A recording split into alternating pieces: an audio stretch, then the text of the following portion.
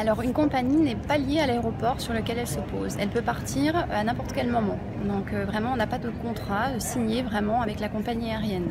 Donc une fois qu'elle s'engage, l'investissement est tel qu'elle n'a aucun intérêt à partir du jour au lendemain. Voilà, c'est très cher de mettre en place une ligne, surtout dans les premières années, les 3 premières années.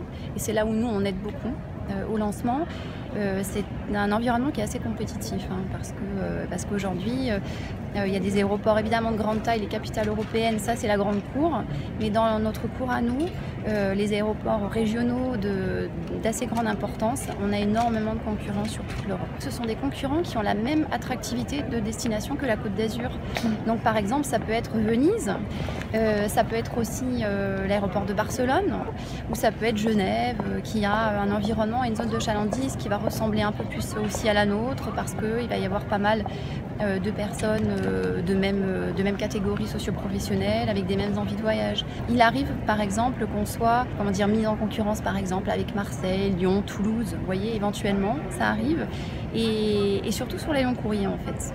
Donc sur les longs courriers par exemple, si vous êtes une compagnie chinoise aujourd'hui qui a envie d'ouvrir une destination de plus que Paris sur la France, elle va voir la France de très très loin, et donc pour elle, se poser sur Nice, sur Marseille, ça va représenter à peu près la même chose. Donc là, elle va énormément, elle va vraiment regarder les données et ce que ça représente en termes d'attractivité.